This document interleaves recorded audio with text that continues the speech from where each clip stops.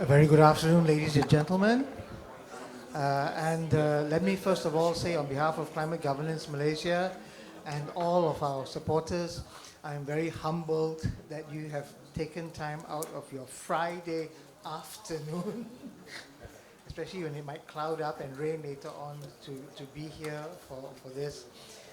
We're really touched that we've got such a wonderful crowd here.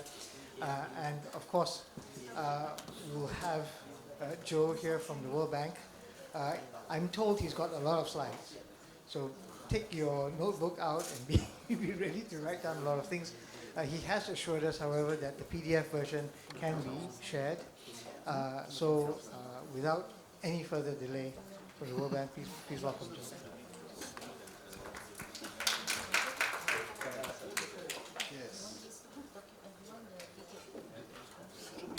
Thank you very much, Garen. And first of all, I'd like to start off by saying thank you to Climate Governance Malaysia to invite me to present today. And for those of you who don't know, my name is Joe Pryor. I'm a Senior Climate Change Specialist with the World Bank. I've been working on carbon pricing and carbon markets for about 20 years now.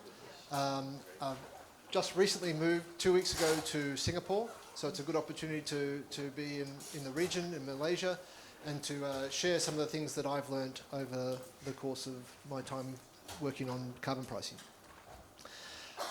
So today, and thanks everyone for attending. This is a much better turnout than I was expecting, and so it's really pleasing to see people very interested in this topic that I feel very passionately about.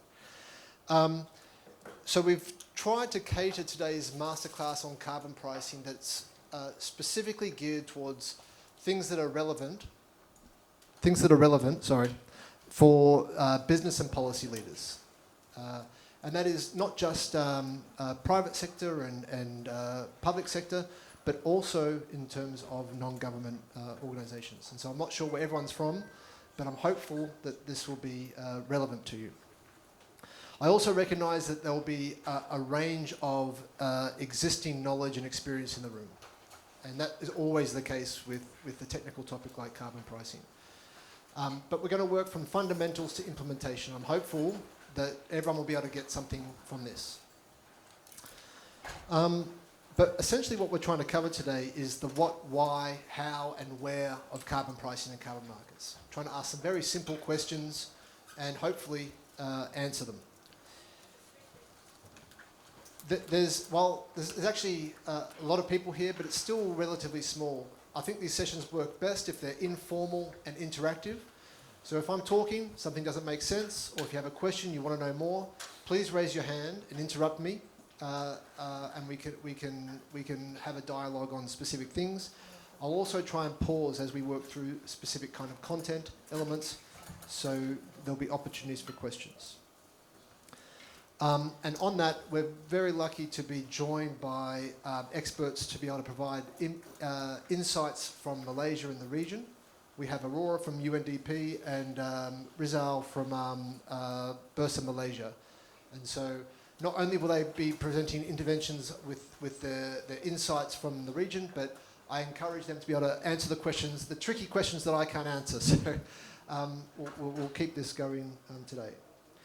So I do find that it's easy to have a bit of an idea of what we're going to cover today. So these are the topics that will be covered. They're not all the same length. Some will be a little bit more detail and some are only a couple of slides. And so I'll keep working through this so you know where we're up to and how close it is before you get to leave. So the first topic that we're going to cover is why this matters and why it matters now. And this is really to try to frame today's discussion. One of the things I've learned is that talking about carbon pricing in terms of a climate mitigation policy is fraught with issues because it's very difficult to understand how that relates to what you do. So trying to frame it in terms of how climate and carbon pricing are shaping global markets. And here are just a few examples. It's not exhaustive, but they're reshaping how you get access and retain access to markets. This is in terms of information that's been expected to be disclosed, or access to European markets on a cost-competitive basis following the introduction of the EU carbon border adjustment mechanism. It could also be around competitiveness, competitive cost bases. That there are now, other considerations in terms of what people want in terms of sourcing and supply chain information and requirements. Also in terms of operational performance. And not only is it going to affect your productivity, your efficiency, but understanding carbon pricing can help influence your productivity. Knowing, measuring, and understanding, and then acting is very important. Access to capital.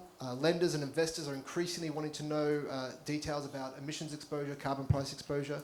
It also can influence your investment decisions. And we'll talk a little bit about shadow carbon pricing and how companies are incorporating that into their decision making. And the last point, probably the most important, is that carbon pricing gives an opportunity to not only respond to the risks that are being presented to you, but also to be able to lead and be future thinking of how you're responding to these. Be it in the forefront and being able to create the opportunities and utilise the opportunities that are presented. So then, secondly, why does it matter for Malaysia? And I just wanted to provide a slightly different lens in terms of productivity and efficiency.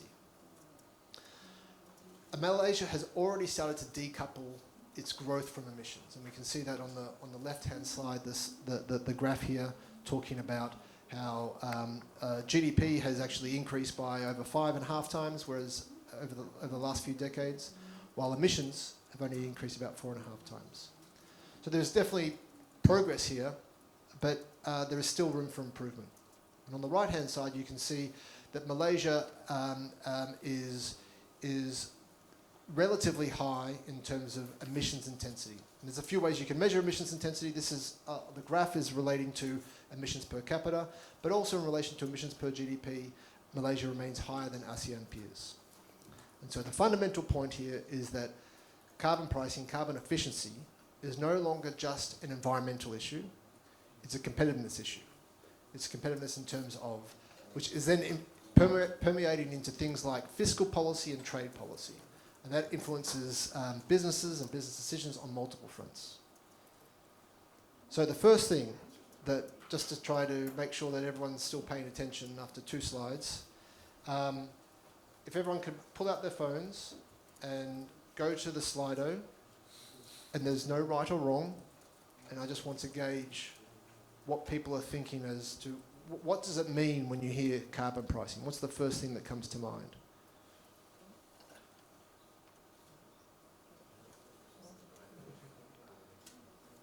I'll try and pull up the results here. Oh. Thank you.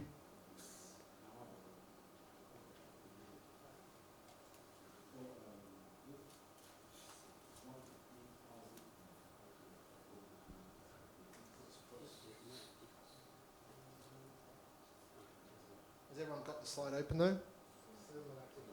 It's all right.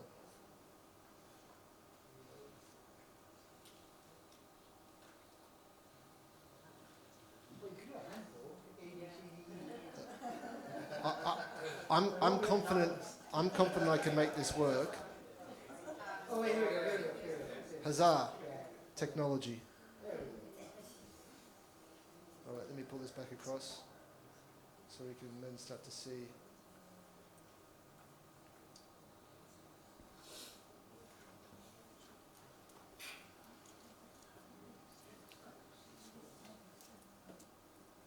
Bear with me.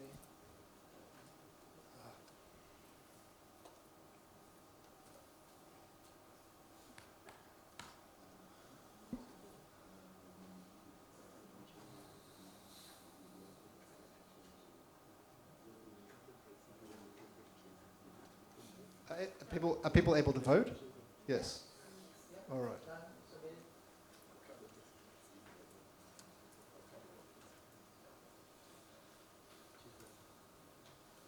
Here we go. All right. So what do we see? We see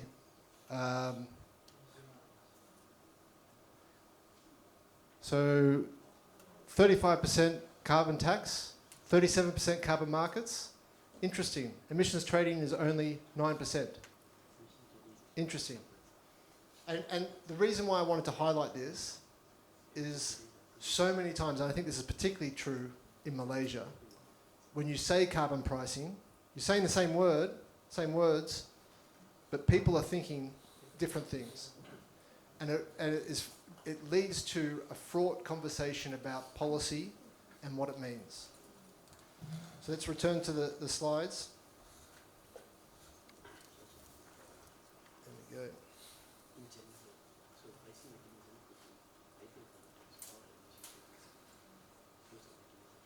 All right. So now I wanted to go through what is carbon pricing. We've sort of had the basis. And started off with, well, why do governments price carbon? And the first is obviously to deliver cost-effective mitigation. I won't go through that. But there's also this benefit around productivity, incentivizing low-carbon growth. Importantly, there's a potential to raise revenue, and this is particularly important for World Bank client countries. It can be a more effective and more efficient way of raising revenue than traditional forms of taxation like labour taxes and capital taxes. There's also the potential to generate development benefits. So these are things like green jobs, improve air quality, improve health outcomes, but also, and particularly important right now, energy security, generating domestic renewable sources as opposed to relying on foreign imports. Then there's also about regional cooperation. This is particularly true in Europe, but also I think in Asia, around what it means in terms of political cooperation and in potential combined markets. So then, what is carbon pricing? Now, the economic sort of terminology would be that it's trying to seek to align the cost of undertaking carbon-intensive activities with the social cost of undertaking those activities. And this is a bit of a construct that we've tried to apply to carbon pricing, that there's two forms of carbon pricing. There's direct carbon pricing policies, which we'll talk about, and then there's indirect carbon pricing policies. And the best example of indirect carbon pricing policies are fuel taxes. They provide a price incentive, although they're not directly linked or explicitly linked to the carbon content of the fuels. So then, how does this fit in? This is sort of an architecture of mitigation policies. You can see that there are pricing policies, which includes carbon pricing, but also non-pricing policies. And so the thing I really wanted to emphasise here is that carbon pricing is not a silver bullet. It's not a standalone policy, but it's something that needs to be considered in a portfolio approach of how you respond to climate change and achieve broader objectives. So then zooming in on direct carbon pricing, there are the three instruments: carbon taxes, emissions trading systems, and crediting mechanisms. And we already saw from the poll that when people think of carbon pricing, they think of carbon taxes and crediting mechanisms and a little bit of emissions trading systems. But I'll talk about each of these, and this is sort of a snapshot comparison, and then I'll go through each one in a bit more detail. And I'm spending a lot of time on this because this is fundamental. And people think it's complex, but I think after hearing this, hopefully it demystifies it a little bit. But effectively, carbon taxes and emissions trading systems are both providing this carbon price on emissions. Crediting mechanisms are slightly different. They do not provide a carbon price directly. Instead, they put a value on emission reductions. And that's a really important distinction. And I'll come to that a little bit later. But so carbon taxes put a direct price on carbon, either on at the point where emissions enter the atmosphere or embedded in the fuel upstream. But it's an explicit price on carbon. Emissions trading systems do not put the price on the carbon. They put a limit on allowances, and the number of permits that allow a company to emit. So what that means is that by adjusting the quantity, you're changing the level of scarcity and availability of allowances in the market. And then that is what determines the price. So this is the fundamental point, that carbon taxes price the emissions directly and the government sets the price. Emissions trading limit the number of emissions that are allowed in an economy or in certain sectors, and then the market determines the price based on that limit. Now, with crediting mechanisms, as I mentioned, they value emission reductions or removals. Importantly, they are not self-sufficient. They need a source of demand for that carbon credit to have value. That source of demand could be from an ETS or from an emissions trading system or a carbon tax. It can also be from the voluntary market, where corporates are trying to meet corporate commitments. So it's a fundamental point and a fundamental difference that is important to acknowledge, which is why I'm labouring the point. So in terms of carbon taxes, the price is set by the government. One of the benefits is it requires less administrative capacity. It's much simpler. And it creates greater certainty over the price. And we'll have an example of this of Singapore. You know what the price is going to be in the future. But there's less certainty in what the emissions outcome is. So if you're trying to use a carbon tax, an instrument to meet your nationally determined contribution, your emissions target, international emissions target, a carbon tax gives less certainty on that outcome. And the other big problem is that any new tax, including carbon tax, is politically sensitive. And we see in many economies that we go to is that it's beyond ability for governments to take that challenge. So as I mentioned, Singapore, original example of a carbon tax.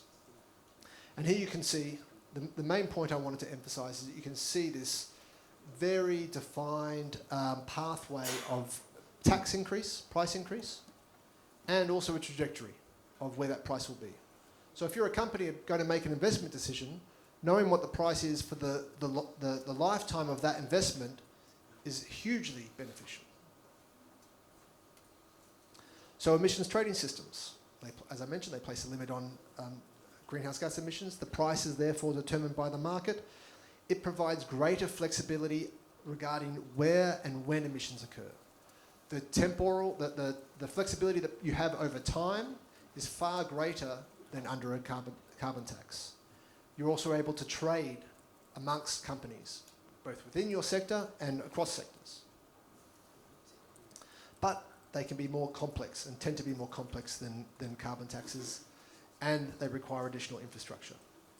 But they provide greater certainty over emission reductions. So just to provide an example of an emissions trading system is South Korea, also a regional example. And what I wanted to emphasize here is, like, you look at the different price trajectories or histories between Singapore and South Korea, and it's very different. And you can see that these prices are fluctuating due to both endogenous and exogenous factors. So due to policy changes, but also in terms of changes in the global environment. So here we see the impact of COVID, which is reducing output, then reducing allowance prices. But then we also have, I can use the clicker, policy changes that, worried about carbon, the carbon price, making reforms, price going up, new reforms, is that going to be ambitious? And then the market responding, sometimes rationally, sometimes irrationally, but the market responds to policy decisions and also external factors. So everyone always asks me, which is better, an ETS or a tax? And the unhelpful answer is it depends. And this is an oversimplistic example of which instrument is better, highlighting that they both provide cost-effective mitigation and local benefits. ETS has advantages in terms of emissions outcomes and regional cooperation. Tax tends to have advantages in terms of business certainty and investment certainty, predictable revenue, important for fiscal policy, and simple implementation. But ultimately, the choice depends on policy objectives, national circumstances. Political economy is key to which instrument is going to be best. So the other point, and I won't go through this in a lot of detail, but you can combine them. You can combine them in terms of the design aspects for an ETS or ETS with fixed price or price corridors. You can also combine having multiple instruments in place. And there are a few examples up here. I won't go into this into a lot of detail, but it is possible, and it can try to achieve or obtain the policy benefits of each instrument. So, crediting mechanisms. As I mentioned, they incentivise specific mitigation activities, emission reductions or removals. And the credit is just basically recognising the level of emission reduction or removal. But as I mentioned, you need a source of demand. It could be a range of sources of that demand. From my perspective, from a policymaker's perspective, it can be particularly useful in sectors, activities or regions that have specific barriers to implementing a carbon tax or an ETS. And we see that a lot in the land sector. Applying a carbon price in the land sector is particularly politically challenging. It's also technically challenging in terms of how you measure emissions and imposing that through a mandatory carbon tax. So we've seen that globally, quite a common thing, using carbon crediting for these types of sectors. Now, importantly, carbon crediting has additional challenges in relation to environmental integrity that are not faced by a tax or an ETS. And you may have heard these terms before, but they're really important ones because they really influence market sentiment and what buyers are willing to pay for carbon credits. The first is additionality. It's very hard to determine, would the project, the emission reduction project, have happened if the crediting mechanism wasn't there? Would it have gone ahead anyway? Permanence. This is applicable for sequestration projects. How do you know that the tree you plant today is going to be there in 10, 20, 40, 50, 100 years? That becomes particularly difficult when there's land right issues. Who's going to own the land in that sort of time frame? What are the monitoring requirements? Then the other one is around double counting. How do you ensure that the credit is counted once and only once? So to explain what carbon crediting is, this is a very simplistic example using a waste, methane capture at wastewater as an example. It's simple because you have a methane emission that is occurring, you're capturing, you're combusting, you're destructing that methane, so it's no longer being emitted, and CO2 in its place, and so you have a benefit. And you can see on the top left here, what the emissions are before you've implemented any project. Then in the middle, you can see that you have you've implemented a combustion technology that is combusting the methane. The emissions have lowered from the business as usual levels to the lower levels. And the difference between the two of what is being recognised as the carbon credit. And so that's the fundamental thought process around carbon crediting. The challenge comes in when you get into more complex emission reduction technologies or activities, and also in terms of removals as to how you measure each of those, the business as usual and the project lines. So carbon credit markets continue to evolve, and there is a blurring between what we call the voluntary and the compliance markets.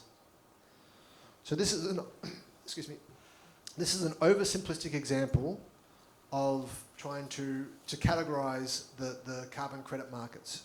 On the top you have sources of supply, and we categorise as three main sources of supply, being different types of crediting mechanisms, different categories of crediting mechanisms.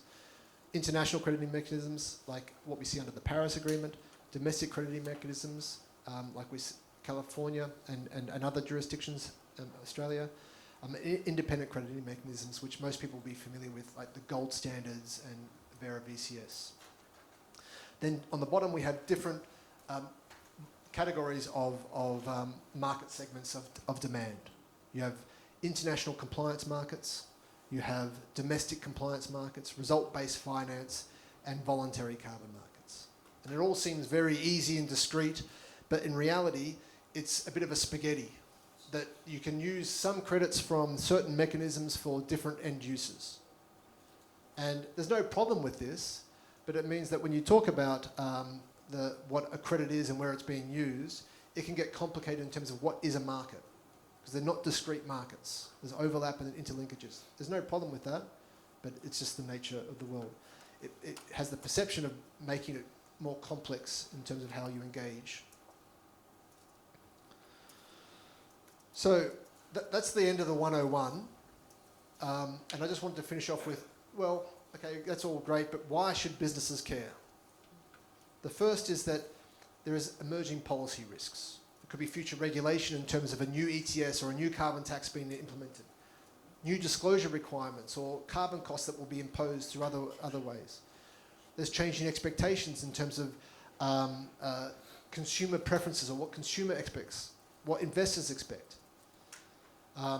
There is a potential need to or desire to improve productivity and reduce costs. Carbon pricing is a useful tool for that regard. And also in terms of market access. And I'll talk a little bit about the EU CBAM as being a key example here. So that's the end of the 101. But I wanted to pause there because that's the download as to what we're talking about today, and just see if there was any questions that we might have had from the audience.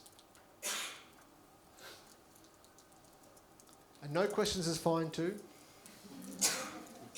But if there was something that wasn't clear, like you don't understand what it means, what the emissions trading system, what an allowance is, I'll start to give some examples to the next the carbon pricing impact practice. So some of those things may become clearer. Yes, Gary. Thanks, Joe. Just wondering if you would later on be going through some of the variations, like cap and tax, tax and trade, various combinations of this pricing mechanism. I answered E because for me, carbon pricing is everything we've done from feed-in tariff in the early days all the way up through what we hope to implement very soon, whichever way it goes. But no, it was the poll. Oops. I was wondering if you were going through some of these combinations. It's a good question. I'm not planning to. You don't have to. No. I'm not planning to. But the main thing, where is it? Here. There's so many different iterations that we've seen internationally in how combinations have been made. I'll give a couple of examples. One example is, and this is a useful example. One example is in Singapore and Germany. Singapore has taken the approach of doing a carbon tax, but they've unitized the carbon tax. And the idea was it could then be more easily transformed into an emissions trading system if they want to in the future. And then in Germany, they've done the opposite, where they have an emissions trading system, but they, for the first transitional period, they've had fixed price units. And so that's an example of how there's like a bit of a hybrid in design. We also have hybrids in terms of jurisdictional application. So in Europe and in Japan, actually, you have emissions trading systems, and then you also have carbon taxes at the national level in Europe. So you have, this is an extension of a carbon price, so the EU ETS is applying to largely industrial emissions, and then like the French carbon tax, for example, applying to emissions that are not covered by the EU ETS. We also seen the EU ETS 2 that will be coming on board to tackle those similar emission sources in transport, buildings, etc. The other example I'll give is the UK carbon support mechanism. And that is, while it was a part of the EU and under the UK ETS as well, they have established an additional carbon tax on electricity generators. So that means an electricity generator has to pay a carbon price under the EU ETS or the UK ETS and an additional carbon tax under the UK system. And the reason is they wanted to ensure that there was a minimum carbon price that was incentivising decarbonisation and transformation of the electricity sector. And the point for raising this, I think, is that you can use these combinations to achieve very specific policy objectives. And each of these countries, so there's never a one size fits all. Each of these countries are trying to deliver slightly different policy objectives. Okay, so we'll keep going. Carbon pricing in practice. So the nice thing is, I get to take the slides from a global report that we produced at the World Bank called The State and Trends of Carbon Pricing. There's the QR code if you want to download the report, and you can view it. But all the slides come from that. So there's a lot more information in that report. So first of all, who's pricing carbon? And this is a useful snapshot of the global map, and it's become the iconic image of this annual report that we've produced for a couple of decades now. But then drilling into Asia, the state of play, and you can see a lot of blue here, so that the majority of carbon prices that are implemented in the region are emissions trading systems. Now, the key developments that we saw in the last year globally, actually many of them were from the region. So in South Asia, we saw that India launched its carbon credit trading system, which is a rate-based emissions trading system, so slightly different from the cap and trade. Vietnam moved to its compliance phase of its ETS, actually retrospectively from 2025. And Japan also moved to its mandatory phase of its GX ETS. And the thing to highlight here is that Asia is actually at the forefront of this policy development. And so I think that's really important for people in this room in terms of that we're not talking about just examples in Europe, we're talking about examples for many countries in this region. So in terms of global coverage, these bar charts on the left here are showing the percentage of global emissions that are covered by a carbon price. And again, you can see the majority is from emissions trading systems. And that the majority is actually from East Asia Pacific region, over 2/3, 3/4. And this is largely driven by the China national ETS. But there are a range of other ones, and the size is largely an indication of the economy size, not just in terms of coverage within the country. So what are the carbon prices across the region? So average prices in Europe are understandably much higher than the rest of the world. East Asia Pacific is at the lower end, slightly below global averages. And on the right-hand side here, you can see the various carbon prices for each of the instruments that are currently in place. This also highlights that the majority of instruments implemented emissions trading systems. And I guess that also shows the diversity in prices across implemented instruments in the region. In terms of revenue, interestingly, carbon pricing, ETSs and taxes, have generated over $100 billion annually across all countries in the world over the last few years. 107 in 2025.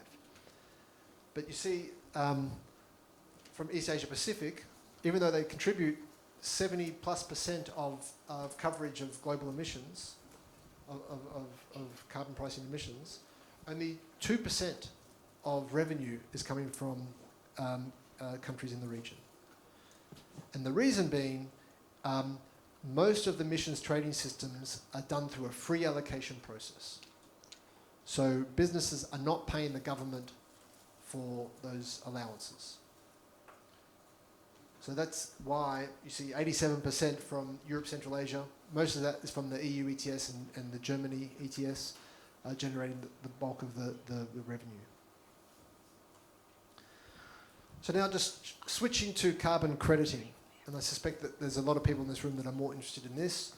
Carbon credit issuances on the left increased significantly in 2021, as did retirements, but have sort of plateaued in a bit of a downward trajectory.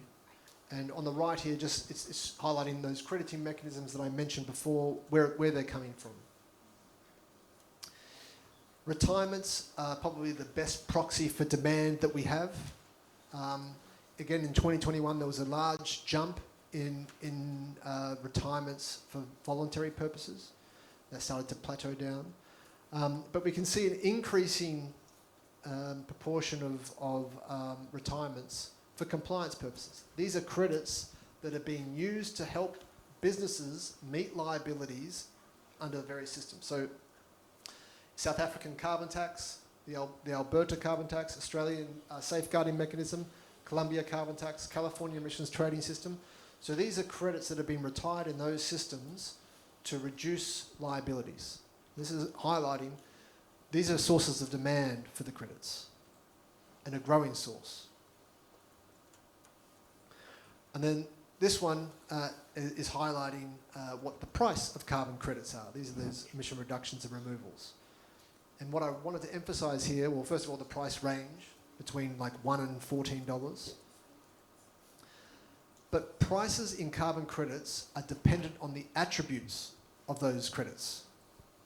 And there's a range of things that can influence the attributes, but one key thing is the project that underpins the credit. So this is clearly demonstrating that buyers are willing to pay more for nature-based removals than they are for renewable energy. And there may be some technical reasons for this, but there's also a lot to do with market sentiment. And the voluntary carbon market in particular is very fickle. You see things happen if there's a bad news story about a certain type of emission reduction project, it can really permeate through the market. Now there's a lot being done right now to manage integrity of carbon credits and manage the perception of carbon integrity. And I think it's starting to take shape in terms of giving market more confidence that when you buy something, it is what you are buying. So some of the key lessons before we hear from someone else. But we've seen what's happening globally and what does that mean for Malaysia. And these are just 5 takeaways. There could be more, but just wanted to focus on 5. The first is that what are you trying to achieve if you implement carbon pricing? What are the policy objectives? The second is that you need to think about implementing carbon pricing as a suite. Like, how is it interacting with existing climate policy? How is it interacting with existing fiscal or energy policy? The third is starting simple and expanding over time, and we see that that's where carbon pricing tends to be successful. Linked to that is, given this and the political nature of the political economy of economic reform, starting with low prices and increasing tends to be the most successful approach. And the last one is effective, consistent, and simple communication. And I really want to emphasise this. I mean, my lived experience is from Australia, where we had a carbon price, a very good carbon price, that was repealed. And it was repealed fundamentally because we had very clever people in government trying to argue the economic benefits of carbon pricing. And that fails on the community. That's my opinion. It fails on the community. People don't care if it's the most efficient, effective mechanism. They want to know, oh, how much is gasoline? How much, they want to know. And so the opposition could easily run the argument, the great big tax on everything. And that resonates. It's simple communication. So the key lesson that I've had over the years is simple, effective, consistent communication is really important. So with that, I'd like to hand it over to Aurora, who's the Carbon Market Technical Advisor at UNDP Malaysia, Singapore and Brunei, Darussalam.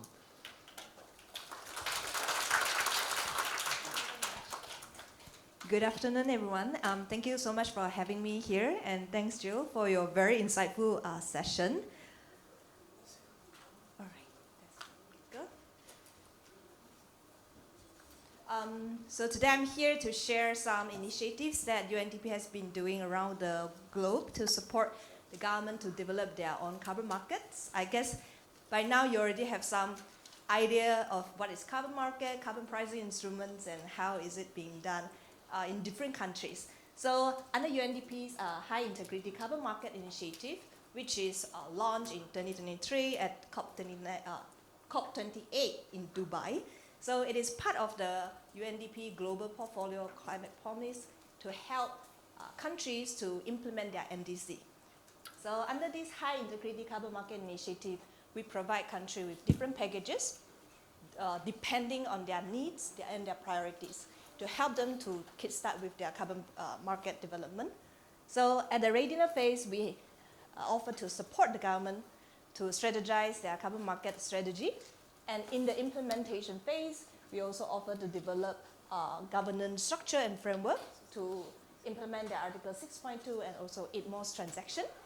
And also we help the government to develop like jurisdictional voluntary carbon market, as well as develop the domestic carbon market, for example, the DETS that I will share later.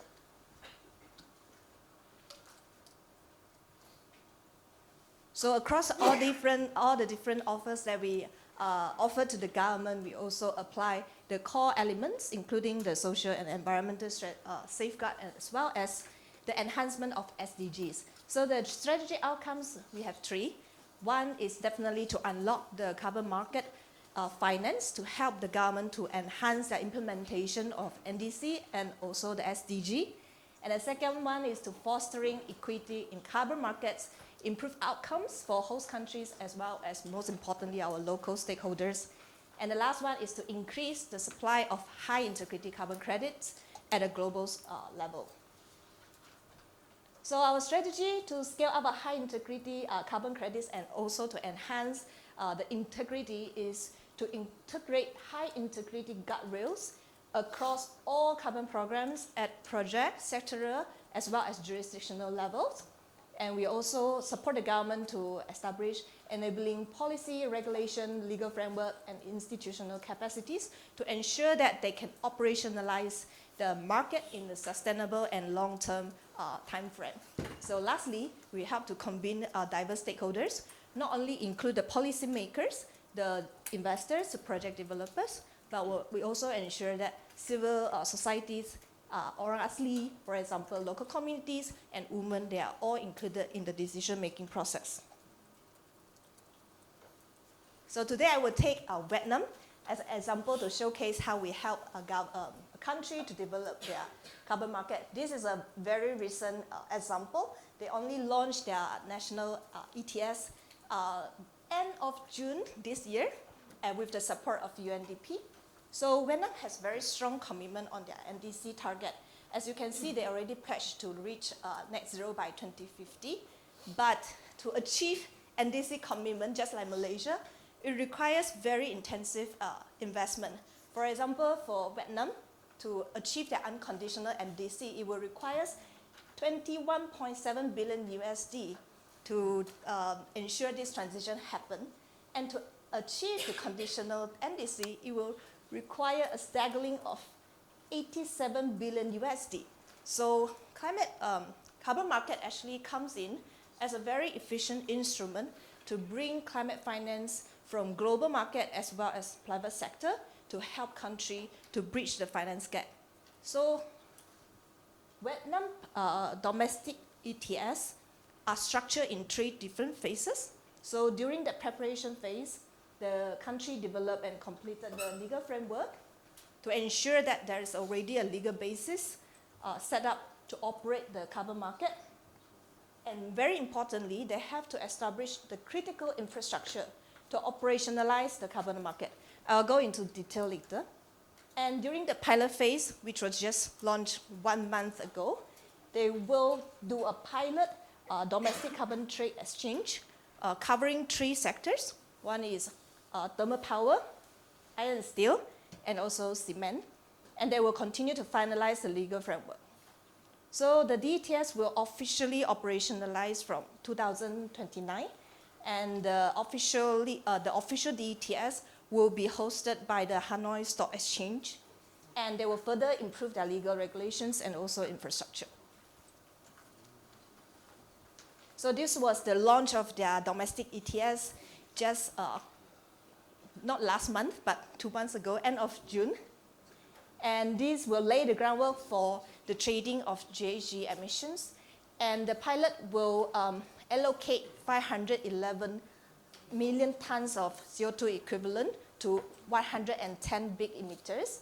So I want to highlight here is the three technical infrastructure. The first one is the National Carbon Registry System, which is developed under the support of UNDP, the carbon trading platform, as well as the depository and settlement system.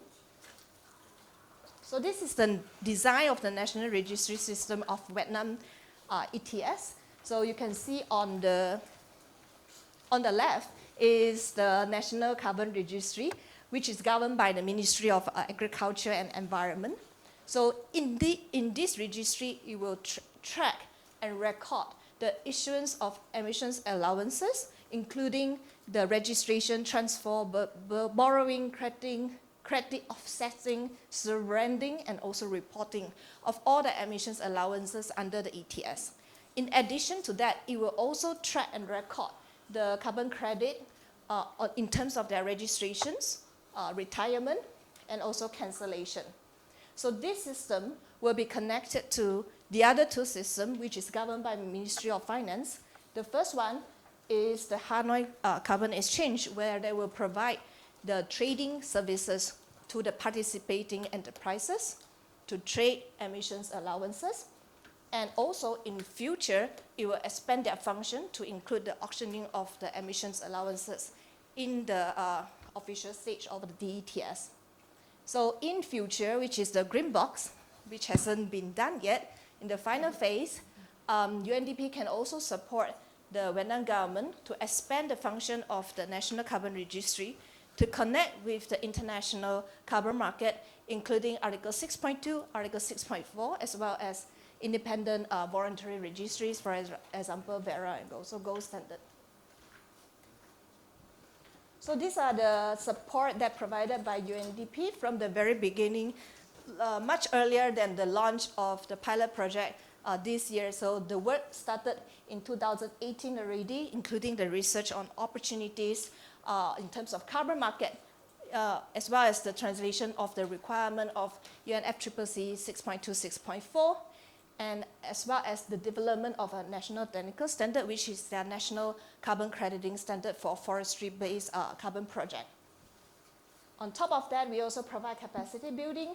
We develop a carbon project under Gold Standard together with the government of Vietnam. And also we continuously provide capacity building for the ETS participants as well as the authority. And finally is the digital infrastructure. We have to develop, integrate, as well as the operationalize of those infrastructure. So the next step will be, continue to enhance and finalize and improve the system. And we want to ensure that there will be enough high integrity carbon credits for Vietnam NDC achievement. And finally is continuous capacity support for market participants. So during the process, we are also grateful to have key stakeholders joining us to provide support to the government. They include UNOPS, GIZ, IFC, GGGI, and also JICA. So I think the lessons that we learned from Vietnam is quite a lot. I think top 3 lessons learned that we can also think about how we can apply in Malaysia is that the data accuracy, how to ensure the data that is flowing between the system are accurate, reliable, and in full compliance with the government cybersecurity regulations. And the second thing is, like Joe mentioned, the design need to start from small, but we want to ensure that they are scalable, can be grown organically, and also in future it can be accommodate to the international market connectivity.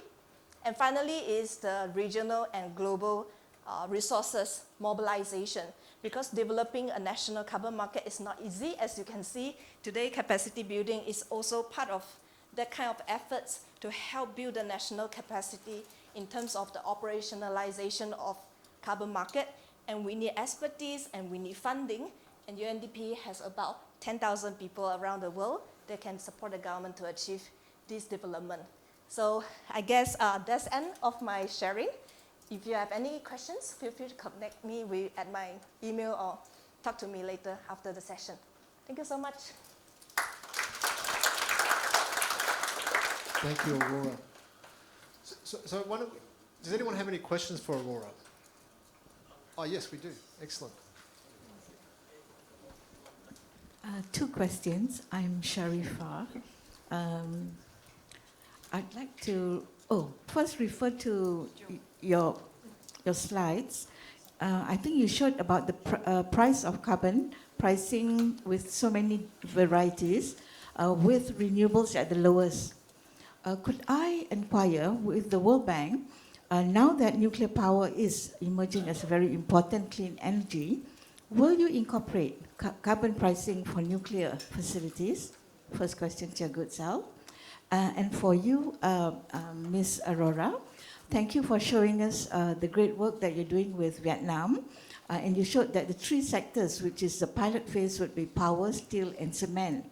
Would there be some plans for the aviation fuel, marine, that will come later on? Because I think IPCC has already mentioned, when we're going for carbonization, it should not only be power, but the entire economic industry sector.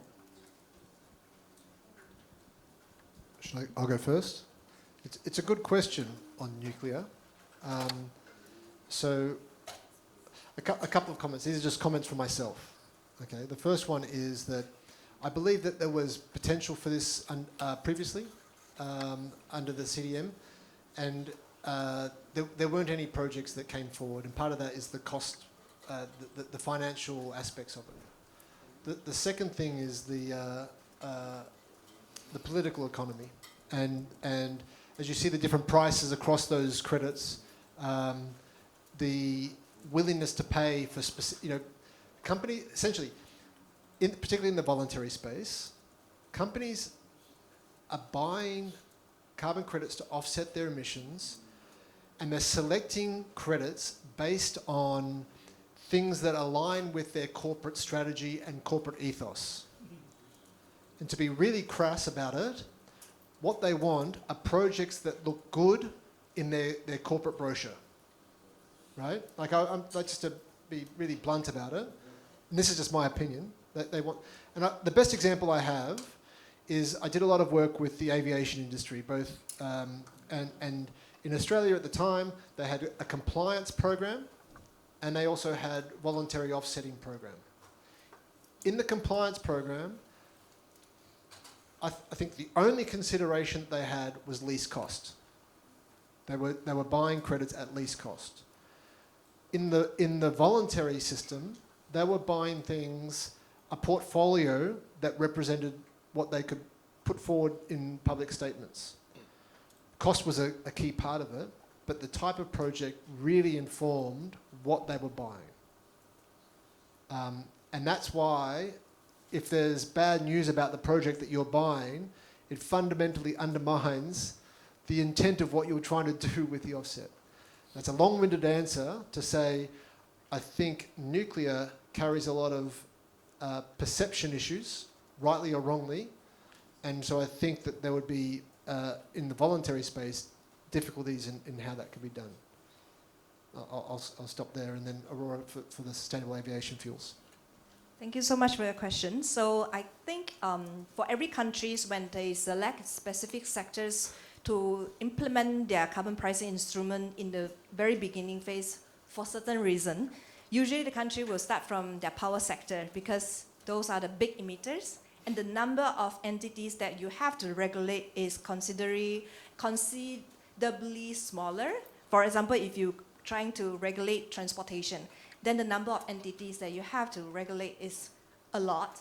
So for iron and steel and also cement, because they are actually subject to CBAM, so the strategy for a lot of countries to impose their domestic carbon CPI on these sectors is to trying to retain the taxes they are supposed to leak to Europe and keep it within the country. So not so much about, I think because those are hard to abate sectors, in terms of the efficiency to reduce their emissions in a short-term period, probably the bigger consideration is to retain the money within the country. So in terms of the question on the aviation fuel and also marine, right? Actually in the international market, we already have the compliance mechanism to help, to help regulate the international flight emissions. So that's called CORSIA. So Malaysia is also the voluntary company that is participating in the compliance phase, the compliance phase. So any emissions from the flight, international flight between two participating countries has to comply to CORSIA. And airlines, for example, AirAsia, Malaysia Airlines, they have to try to reduce their emissions. If not, they have to buy carbon credit to offsets. So these are already governed by the international mechanism. Same thing for the marine. So they haven't come to a conclusion yet, like CORSIA, but there's already some discussion on how to regulate the emissions from the international shipping. So I hope this answers your questions. Thanks. Very good questions and tricky to answer. So well done, Aurora. Any other questions? More questions? Excellent, thank you. Sorry, all said and done about carbon credits, buying, selling, and all that. I think there's this controversial school of thoughts that it doesn't eventually impact the environment. You know what I mean? It's still the impact of the environment is still the same. You're just buying, selling credits, and that does not actually have an impactful on the environment. So what are your comments on that? So maybe I'll go first, and actually I think it would be good to hear from both Aurora and Rizal, if you want, you don't have to. So it's a really good question and one that is asked a lot. So on the carbon pricing emissions trading system side, there is a lot of evidence about it reducing emissions. And so there's particularly for systems like the emissions trading system in Europe that's been going for some time, you see a lot of evidence. The hardest thing is to attribute the emission reductions to the specific system, right? Because there are a lot of policies in a jurisdiction. So to say, yeah, this is X% from EU ETS versus these renewable incentives versus whatever, and that's difficult. But I think it's pretty safe and pretty objective to say that emissions trading systems have reduced emissions. So carbon crediting, which is the emission reduction and removals, that is where your question is fundamentally what drives this perception issue of people being worried about it. A lot of environmental groups make this point a lot, that instead of putting money into these things, you should be reducing emissions. What I would say, and I mean, I can't answer that in terms of yes, it does or doesn't. I'll give a couple of comments. The first one is that it definitely provides an incentive to change behaviour. So to implement projects. Projects are real. The extent to which it is delivering emission reductions or removals can be disputed. The way that I have always envisaged it, and Australia is another good example. Sorry, I'll harp on about Australia because I have more experience with it. But Australia is a good example because it had this program, the Emission Reduction Fund, which was complementary to its carbon pricing system. Upon the repeal of the carbon pricing system, it became the fundamental policy. The Emission Reduction Fund became the fundamental policy for Australia. The way I'd always viewed it is that you can almost be sure that there is some abatement that would not have happened in the absence of that program. But you could almost be sure that there is some abatement that would have happened anyway, which is kind of what you're talking about. And the fundamental thing for me is there a better way of incentivizing those actions or not? Because the alternative would be, we will pay you money to implement, to do this many hectares, or to do this many megawatts, or to do, very in terms of result-based finance, that's how you would do it. My view is that as a financing tool, and Aurora, you discussed this as well, as a financing tool, carbon markets, carbon credits, are very effective because it allows you to value the underpinning result of carbon, which allows you to compare across different project types. So I want, because there's a fungible asset in carbon across whether or not it's renewable energy or a plantation or something else. And so I guess what I'm saying is that I think that it's guaranteed to be reducing emissions. Is it better than another policy or the alternative? I don't know. But I think that we need something, and I feel that carbon credits as a financing tool is very effective and it provides climate co-benefits for the finance, if that makes sense. And that made me feel very comfortable with it as a policy instrument. But Aurora, you might have a different view, and please compliment. I think in the past recent years, the carbon markets have went through a lot of innovation, and in terms of their requirements, there's a lot of stringent requirements. We have some project developers here, probably they can share with you like how difficult it is to get your project online. So one example is the additionality that we're talking about. When you try to develop a carbon project, you have to show or prove to the carbon standard that this project would not have happened without the funding from the carbon markets. So meaning to say, if there's no one that are going to buy my carbon credits in 3 or 5 years later, I wouldn't have enough investment or any incentive to develop these carbon projects now. So this is the financial additionality. There's another additionality that we have to consider is the regulatory surplus.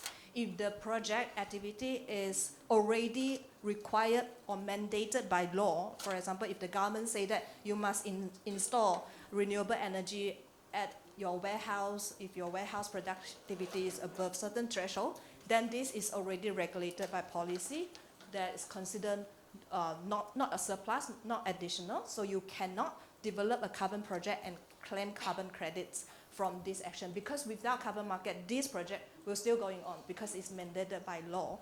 And there's a lot of meta standards that has been developed in the past few years. For example, ICBCN, that is providing the core carbon principles, and they are requiring the major independent carbon standards, for example, Vera and Gold Standard, to continue to strengthen, stricter their rules and regulations to ensure that the integrity is upheld. And just now when I share about the high integrity carbon market initiative, we mentioned a lot about high integrity. One of the key criteria when we support the country to develop nature-based project is that it must be a jurisdictional baseline, not at a project level, to avoid double counting or a fake baseline and ghost carbon credits. All these requirements actually impose a lot of challenges to the project developer, but I guess this is what the buyers, including the private sector and also the buyer countries, want to see. So I'm not sure whether Rizal also can share your experience. Sure, thanks. Thanks very much, Joe and Aurora. I think fundamentally it is actually a trust issue. So when you say you're buying a carbon credit, you're just buying a piece of paper, you're just transferring that piece of paper, going around, buying and selling and this and that. But actually this piece of paper actually represents something happening on the ground, whether it's a nature-based project, such as one we have in Sabah, or whether it's a tech-based project, from any kind of project basically. So actually it represents something of actual value happening on the ground. Now the issue is again trust, whether you believe that is actually happening or not. So that's why there's, as Aurora mentioned, as Joe mentioned, there's different standards, there's a lot of different ways to look at in terms of integrity and things like that. But actually something that we do something that we do today is something that we trust in today, the same piece of paper, which is fiat money. You use money and you just buy something. You put 50 ringgit to another person, and that person trusts that this value is 50 ringgit. But it's actually only just a piece of paper that's being traded around. But it's actually backed by, gold reserve somewhere. But you actually have a trust in that piece of paper. So I think that's probably something that still hasn't been established by the carbon markets, which is the level of trust. And I think that's something that needs to keep on being developed over time. That's just my quick thoughts. Thank you. Thank you. Another one down here. Hi guys, sorry, I just want to add on this. It's been bugging me a little bit. I'm Dean. I'm from Planters International Berhad, and recently we have one project. We are actually a conservation private conservation company.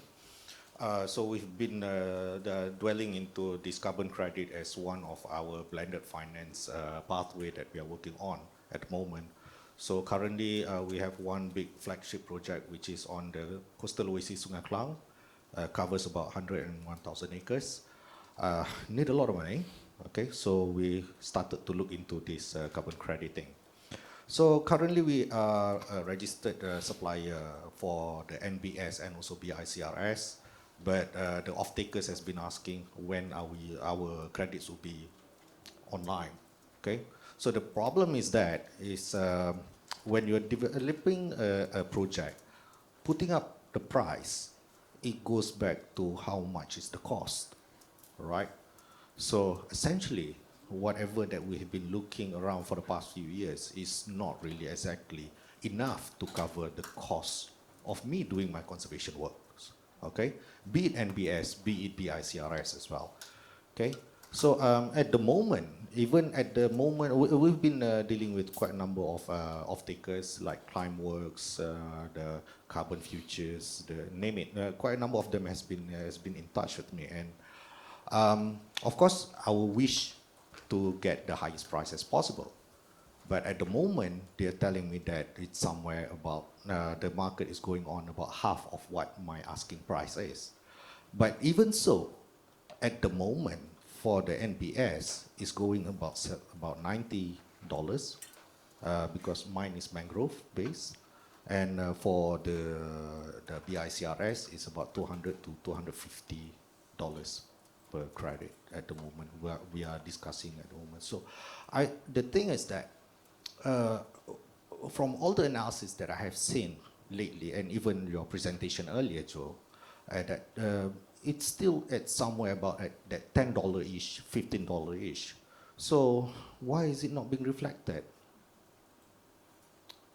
It's just that, you know, these guys are talking to me at a different kind of pricing level, and what we are seeing on the reports is somewhere different. So I'll have a first stab, and then welcome complimentary comments. So I think part of it is the market. So a traditional market would represent the marginal abatement cost of what you would see across, you know, so you look at the marginal unit, and then that would be the price. So that is what we're seeing, but there isn't a single market. And this is one of the problems with one of the challenges, I think, with the carbon credit market, because you have all these subcomponents. One part is the project type that's been underpinned, so the renewable versus nature-based. But there's also a range of other things. Which standard you're using, you know, VCS versus gold standard versus GCC, that matters to people. What vintage it is, which jurisdiction is occurring in, and all this is to say, it all influences. Like, so it's not like a single. It's not like you're buying like an ounce of gold. It's a uniform, homogenized commodity. Exactly. But even putting that to one side, and you look at the marginal abatement cost curve, buyers are weighing up all of these attributes along with cost and making decisions on that basis. And I think, if I understood your question correctly, is that you've got a marginal abatement. It costs you money to implement a project, and that's a legitimate cost because there are services and things that you need to do to deliver that. But the buyers are not willing to pay the price associated with that, right? And so I don't have an answer as to why that's not the case. I think it will change. And you do see, and there's a couple of really good examples where, particularly with carbon capture, where companies are willing to pay very high prices for specific projects that are a bit more future driven. So I think that there is premiums available for these types of things. But I guess I don't really have a direct answer as to why those things aren't meeting the expectations. Meeting the expectation is one thing, but what I'm saying is that the report that all the prices that has been going around is just not reflecting as per the ongoing ask. Okay, like I said earlier, your graph is showing about $11, $15 or $20 somewhere around there, but Yep. we are all discussing at the range of $90, $70 at the minimum or something like that. Yep. So why is it there's so much huge gap from the whatever that is formally being reported against whatever is on the market at the moment? Yeah. And you do see different prices in different markets. Like, so for example, for compliance markets, the marginal price in those markets are what the marginal unit of the allowance is, generally, because they usually have caps on the amount of offsets that are allowed. So the price is determined by what the scarcity of allowances are. So the example, this has driven me to the European Union, where the prices are close to $100 US dollars. Yeah, but mine is actually we are registered under isometric. Yes. Yeah. But I don't know, Aurora or Rizal, if you have better insights than I do. Hello. I think it is like it's a market dynamic. So I always say carbon market is not just science. It's a lot about how do you do business, all the market interactions. It's very complex and also quite messy. But I think that is how compliance mechanism can come in to really help with the carbon crediting mechanism. So for example, Singapore now, their carbon tax price is already $45 per ton, right? For the obligated entities, if I'm the company, right, and I'm subject to carbon tax, and if today I already have to pay 45 Singapore dollar for the 100 ton that exceeded the acceptable threshold, then if the government tell me that I am allowed to go out and look for cheaper carbon credits to offset some of my taxable emissions, then I will go out and see. As long as anyone offer me 44 Singapore dollar, I will take, because I will save one Singapore dollar, right? So now you can see how powerful and important to have a compliance mechanism in place in a domestic market. So if Malaysia is to be implementing carbon tax in the future and also allowing carbon credit to offset some of the emissions, this will somehow incentivize the local mechanism, the local carbon market. But if the carbon tax starts at very low price, which is foreseeable and recommended, from a policy consideration, for example, 10 ringgit or 20 ringgit per ton, then it won't do much for the carbon credit market, right? Because as you already say, your cost is 90 USD or 20 USD or whatever, or the international price is already 20 USD. Why would I sell to the local companies who have to pay carbon tax? But carbon tax might give a certain pathway for companies in future if they design this way, like, or in 5 years, Malaysia carbon tax is going to increase or raise to 100 ringgit per ton, then company, they can prepare and start sourcing their carbon credit from now. Because it takes time to develop a carbon project. For tech-based project, it's 3 years, 2 years. But for nature-based project, it might take up to 5 years to really issue carbon credits. And I think one point to note is that carbon market is never to come in to support the full cost of the project. Sometimes, or a lot of times, it is to support the project to overcome the last mile of your financial barrier. If you have a little bit of gap to make your project financially feasible, by converting your project into a carbon project might help you to bridge the gap. And that gap is enough to prove your financial additionality. So now the market is very difficult, and understand that, but with the compliance mechanism, Article 6.2 coming in, we are also projecting that the price will be better and there will be bigger demand from not only companies but countries with a lot of demand on carbon credits. Rizal. Yeah. Okay, I mean, just one more point to add. I guess Joe already talked about the different factors affecting the carbon pricing, and I think Aurora already articulated about the compliance market having a bit more premium compared to the voluntary market. And maybe another factor is that you'll probably need to look for the right buyer, I guess. You know, like, are they removal credits in particular? Are they removal credits or avoidance? Removals, right? Yeah, so I mean, you know, there's this coalition with Google and all the big companies, symbiosis coalition and all that. Probably a good time to knock on their doors or something to see that there's... They're knocking your doors. Yeah. So I mean, it's at the end of the day, it's still a willing buyer, willing seller, right? So it's just like any other market out there. Yeah. May I just ask, add on, okay? Since you mentioned that, okay, just to add on the last mile kind of thing. Okay? A lot of time, not most of the time. Yeah. So the thing is that when all these registrars or the buyers asking, it's not only about the credit numbers. Okay. Sometimes they want to have the co-benefits as well.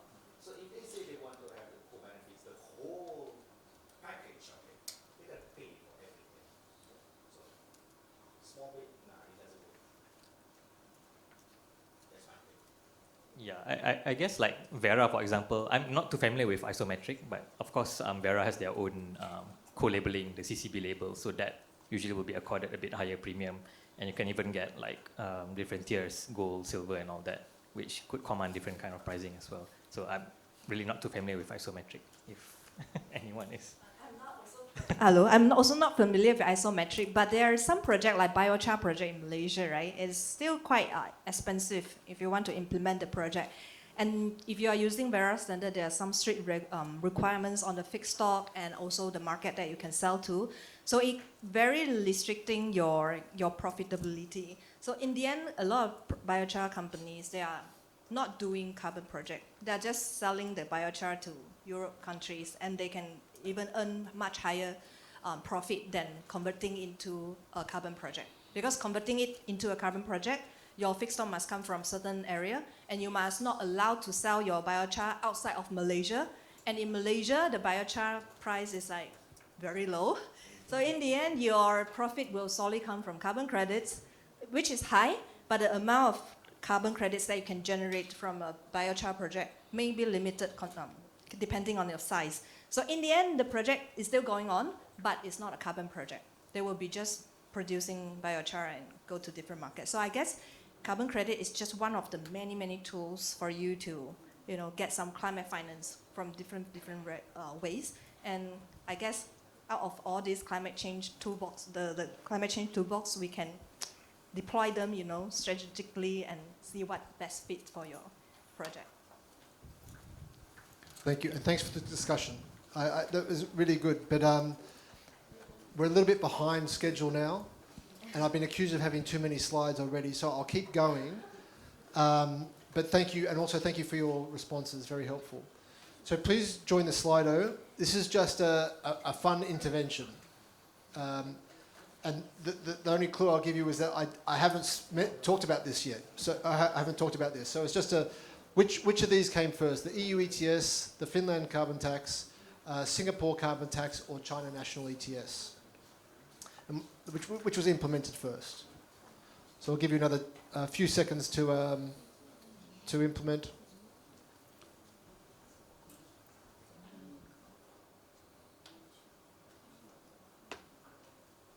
Excellent. Okay, so let's see if I can do this then.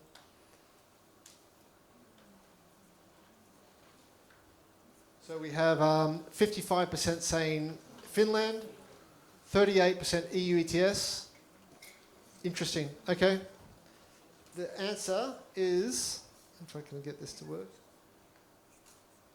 Finland started in 1990. So many of you got that one right. So that's great. So we're a little bit behind, but I think we can make up. So now I wanted to talk a little bit about internal carbon pricing. And we spoke a bit about this. It's actually not a bad segue from what we were just talking about, because one of the big drivers for carbon pricing, or for carbon markets, is demand from the voluntary market. And this is a useful chart from Ecosystem Marketplace showing the value of the voluntary market based on traded value. And you can see that huge spike I spoke about in 2021, where there was a huge spike. And at that time, there was a lot of people talking about, oh, this is linear. It will keep going up like this. It has not. But it's still significantly higher than it was a decade ago. There's still a lot of interest and a lot of demand in terms of development and issuance of credits as well as retirements. There's been a lot of questions about how companies use carbon credits to offset. And that's starting to get settled. And Aurora talked a bit about some of these initiatives, the ICBCM. There's also same letters, different organisation, VCMI, which is looking at trying to give guidance around how companies should engage with carbon markets and use markets. But there's also this concept of internal carbon pricing. And internal carbon pricing similarly has different elements. It can mean different things. And I just wanted to highlight three main things. The first is shadow carbon pricing. And shadow carbon pricing is what a lot of companies use, but particularly resource companies use, to help inform decision making. So there's no actual financial flow, but when you're making an investment decision, you incorporate a shadow carbon price. What could the carbon price be for that investment? Because you don't want to know exactly what the rules are now. You want to anticipate what the rules are for the lifetime of that project. If you've got a 30, 40, 50-year resource project, you need to be making decisions that are trying to foresee where the world might be going.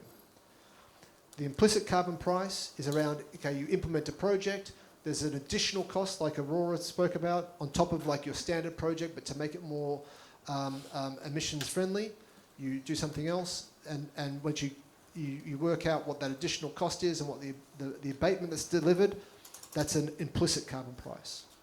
Then the third one is internal fees. Large corporates like Microsoft will often do this, where there are exchanges within an organisation, a vertically integrated company in particular, you would charge internally that carbon price to incentivise productivity, incentivise innovation, incentivise emission reductions. So with that in mind, we can have a little bit of a look. This is quite small, but on the left-hand side, I'll read it out so you can see, but it talks about the type of internal carbon pricing. And the most significant, this is all based on a survey from CDP, formerly known as Carbon Disclosure Project. They collect data from like thousands of organisations globally. And what this is saying is that of the respondents, 67% of respondents that are using internal carbon pricing are using it through a shadow pricing. And then implicit is next, and then internal. On the second purple one is talking about the motivation for implementing. The primary one here is to drive low carbon investment followed by energy efficiency. This is about productivity. It's about cost savings. It's not about reducing emissions. About changing behaviour and identifying opportunities. Next one is around uptake across sectors. We see services and materials as the largest, but then also manufacturing and infrastructure and fossil fuels. So these are a diversity of companies that are really thinking about internal carbon pricing. And then across geography, we see, yes, Europe is very much practicing the use of internal carbon pricing, but also in Asia Pacific as well, is around a third of respondents saying this. So this is just to say, this is not a government-imposed thing, carbon pricing. It also is voluntarily used by organisations to drive efficiency, to drive productivity, and to manage risks. And so a key element that I wanted to sort of emphasise here is that there are no regrets opportunities. There are things that companies and organisations can do to try to manage these risks, promote opportunities, and the adage of you cannot manage what you don't measure. And so the first step is understanding what are your emissions, where are they coming from, what is the carbon costs, the carbon risks associated with this. Understanding that, and then you can then start to manage. And a lot of these, there are no regrets. There are costs associated with it, but the benefits outweigh the costs. So the next element I wanted to talk about, well, first of all, are there any questions on the internal carbon pricing? That was a very short section. Oh, yes. Sorry, I saw the graph of the regions. In the Asia Pacific one, what is the percentage of China compared to the rest? It's a good question, and I don't know. One of the hardest things with this data, it's from CDP. They publish their own information, but we entered a very complex arrangement to try and get data to try to get publish the things that we thought were interesting. But the CDP does publish information, and some of this could be available. But I encourage you. Their survey data is quite broad and deep, so I encourage you to check it out. Thanks. But I don't know the answer off the top of my head. Okay. Nothing else? So MRV, and if you notice, I put MRVA, and that confused a lot of people, which even people that know a lot about MRV, what's the A? So MRV is monitoring, reporting, verification, and A is accreditation. And that's accreditation of verifiers. And I've been increasingly trying to highlight this because it's becoming an important bottleneck in MRV. So what I find particularly interesting, and we talked about this in terms of carbon pricing. When you say carbon pricing, it means different things to different people. When you say MRV, it means different things to different people too. And the funniest thing is that I'll have conversations with experts. We both know MRV very well, and we're talking about completely different things. And it's not uncommon for that to happen. And this is a useful chart to show the different levels of what MRV can mean. So you have national MRV. Countries report to the UNFCCC. As part of that process, there is a verification that happens. There's periodic exchanges of experts that review national inventories. There's organisational MRV. Companies trying to understand within their corporate structure, engaging external verifiers, but also just monitoring, reporting, and verifying their emissions. There's facility MRV, which is what I often deal with, and that's often used in terms of compliance mechanisms in emissions trading systems. Mostly the MRV is conducted at the installation or facility level. There's project MRV, which is what many people will be familiar with in terms of a carbon credit project. You're measuring and reporting on not just baseline emissions, but project emissions. Verifiers come in and verify that. And then there's increasingly another type on product level.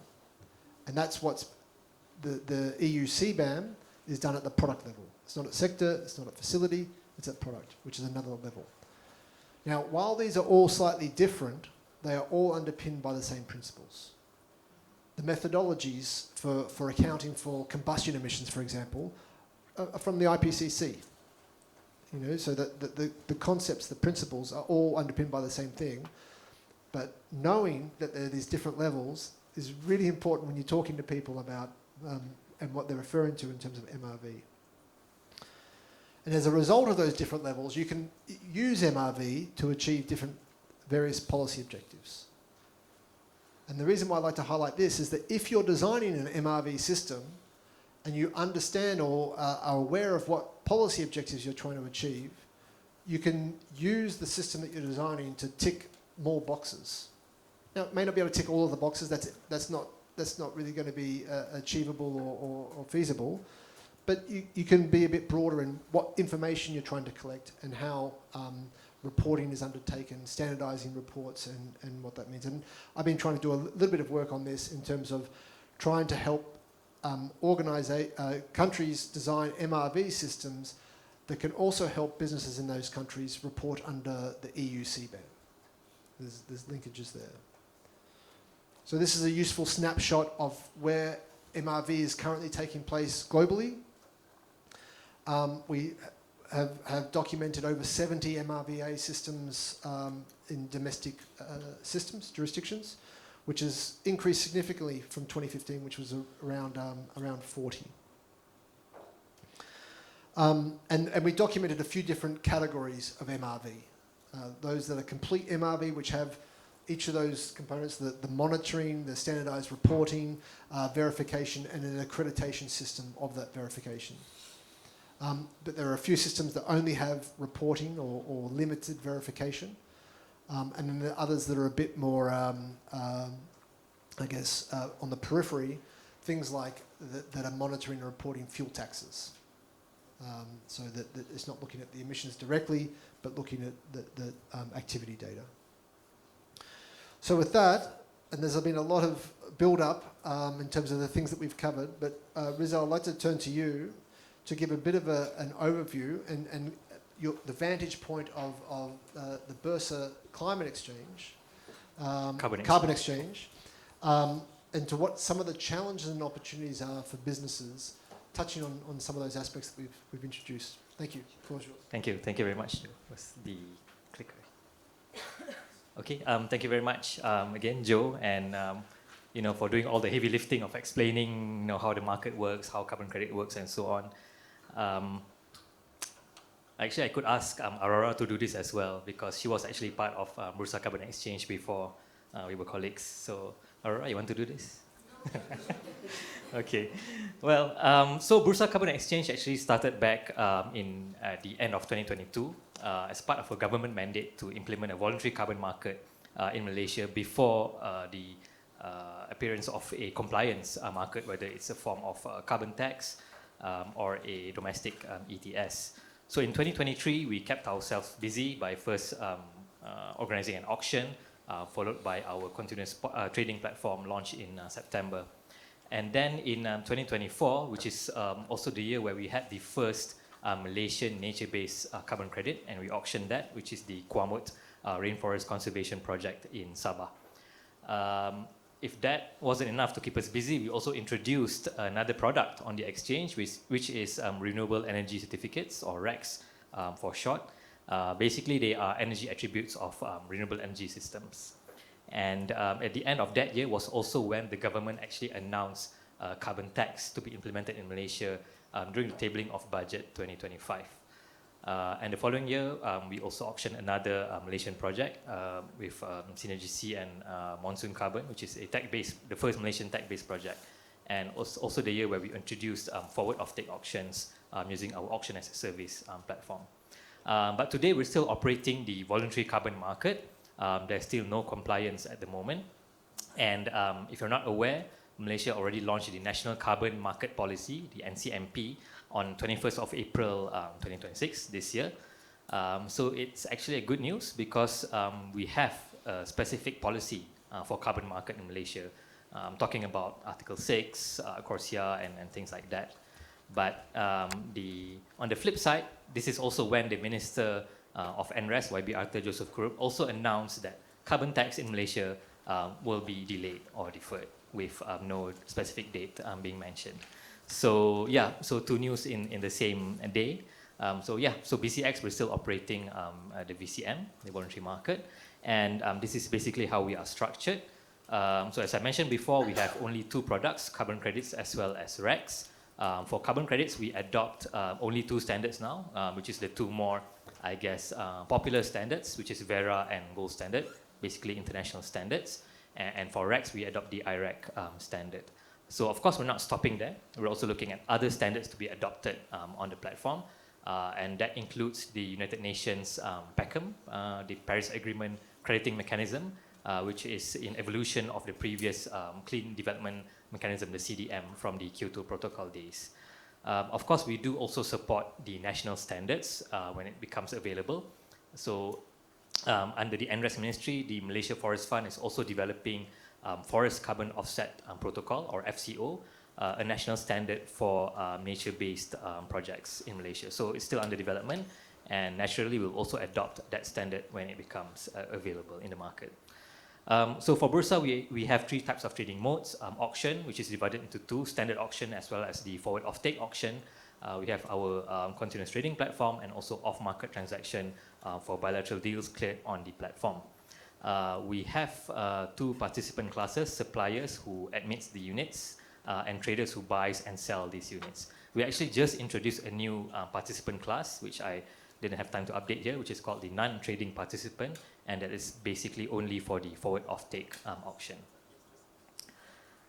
So we've been trading since 2023, and these are some of the participants on the platform, not the entire list. This is a non-exhaustive list.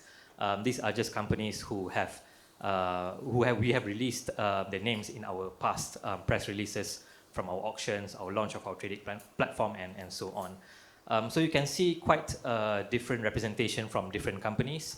Naturally, there will be a lot of the carbon project developers, some of which are also here. And then there are the brokers, the traders who buys both carbon credits and RECs. And then the manufacturing sector, finance, banks, oil and gas, and so on and so forth. And we also see that it's not limited to just the large corporations. We have the GLCs, we have the PLCs, private companies. We even have the small and medium enterprises on board as well. So it's a mix of different types of companies doing different things. Of course, although they are here, they may not be actively buying. Some of them may be only purchasing it one-off. Some are just testing the market. Some are also actively utilizing carbon credits and RECs for offsetting their own emissions. So if you see your company's name here, we also thank you very much for your participation. But if you don't, then maybe it's time for you to consider adding your company into this list as one of our market participants. And if you're interested to get on board with BCX, you can also get in touch with my colleague here, Aizuddin, sitting in front there. You can talk to him a bit further about how to get on board the platform. So we had 5 auctions in the past. 3 were for carbon credits and 2 were for RECs. The first ever auction on March 2023 was a point where we just launched, but we did not have yet any Malaysian projects in the stage of credit issuance. So we had to auction 2 projects from outside of the country. One is from Cambodia, the Southern Cardamom project, the very infamous project, which prices have tumbled to an all-time low now because of I think what Joe mentioned, some issues happening in the project. Although it's now cleared by Vera, by all the investigation, prices have still suffered. The other one is a project from China, the Linshu Biogas project. So the first auction was the 2 projects, and only in 2024 we had the first Malaysian nature-based project, which I mentioned earlier, the Quamut Rainforest Conservation Project. Basically an 83,000 hectare project in Sabah, converted from a protected forest, from a timber logging concession to a protected forest, developed by Permian Global, a UK-based project developer, together with the Sabah state government, agencies under the Sabah state government. And only in 2025, we had the first Malaysian technology-based carbon credit. So both of these are under the Vera standard. So for the tech-based credit, it's basically methane capture from a palm oil mill. It is a group project, so the project developer can actually keep adding more projects into the same umbrella title of project, as long as it complies with the requirements of that particular project. So this is developed by Monsoon Carbon as well as Synergy C. And the other 2 are more for RECs. I won't talk a bit much about that. So I think Joe also touched a bit on pricing earlier, and there was also questions about pricing. So these are some of the prices that we have on BCX.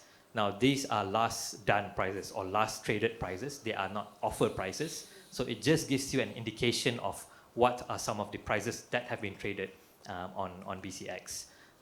So of course there are many different factors that influence pricing. In BCX, we categorize them according to our contract specifications. So it can either be a Malaysian project or a global project. It can be nature-based or technology-based, and it could have co-benefits, which we denote with a plus label there. And of course, we also divide them into the different vintage years or the years of issuances. So you can see they are differently priced depending on when they were traded, how much was traded, and so on and so forth. And I also just like to highlight now that buyers also have the avenue to look at project ratings, because certain projects have been rated by the rating agencies such as B0, Silvera, and so on. So they provide different scales of project ratings, similar to sovereign or bond ratings. The highest is AAA and the lowest is D. But of course, not all projects have this kind of ratings. And just to share the upcoming auction that we have on the platform, which is the first Malaysian tech-based biomass-based carbon credits. So this project is basically about switching fuels from fossil fuels, from natural gas, to using biomass, which is mainly empty fruit bunches, EFBs, and also wood chips. So this project is developed by a company called Climate Quest, and the first instance of this project, this is also a group project. The first instance is 2 projects in Penang. One is Muda Paper Mill, and the other one is Epopac. So this just came out of the gate. So they have about 215,000 tons of carbon credits ready to be issued, and we're planning to have this auction somewhere at the end of September with an indicative floor price of about 20 to 25 ringgit per ton. So that's actually quite a reasonable entry point, even for SMEs, to participate and have a feel of how to purchase and utilize carbon credits on BCX. Also to highlight that Climate Quest is also part of the Malaysian Carbon Market Association. So Bursa Malaysia is also one of the founding members of the Carbon Market Association, and we also have representative from our EXCO from MCMA here, Alan, from A to Z. Alan, if you can raise your hand, yes. So Alan is part of the MCMA EXCO, newly minted as well. So we have associations now. I mean, things are moving. Of course, we can also scale and move a bit faster than what we are now. But again, if you're interested to participate in this particular auction, you first need to get on board, go through our onboarding process, and then finally participate in the auction. I think that's about it from my side. And I guess one of the questions posed earlier in the slides that Joe put up was that the challenges in the market. And I think operating a voluntary carbon market in itself is already a challenge, because the word voluntary means that you can participate if you want to, and you don't have to participate if you don't want to. And I think most Malaysians, Asians here, okay, we wait first, we wait and see, we wait for carbon tax, we wait for compliance and things like that, right? But I guess the time to take action is now.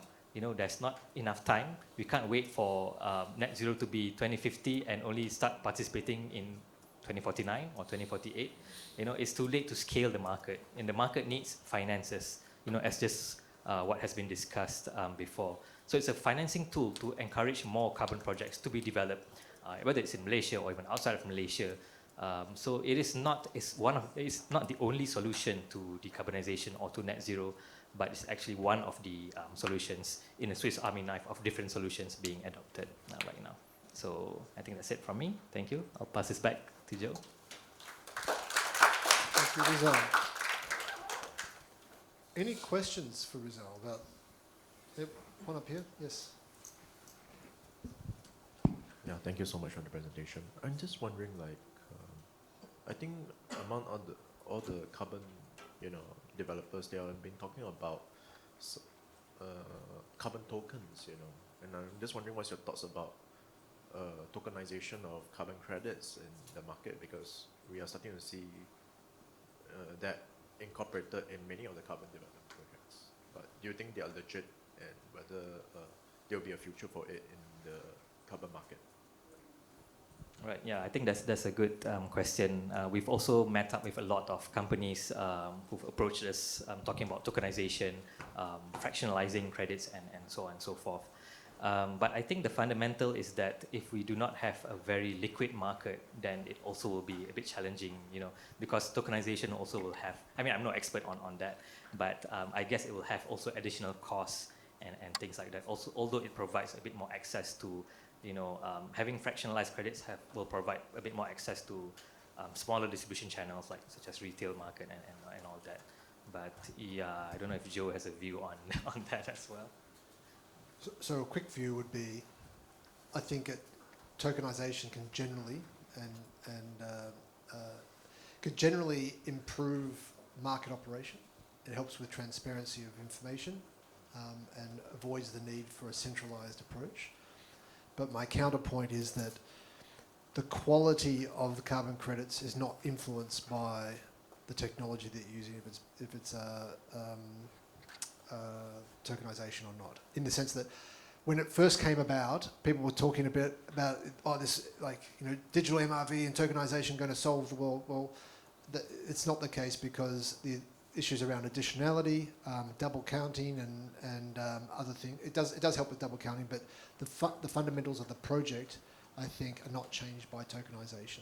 So I think it has a role, but it's not the silver bullet for everything related to the issues that we've seen in the past.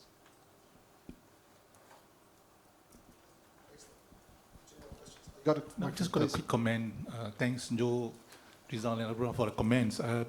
Just going back to what you have said about the fact that you let market forces prevails in terms of carbon credit, selling and so forth and all that. But it comes a point in time, sometimes they're going to be abused and all that.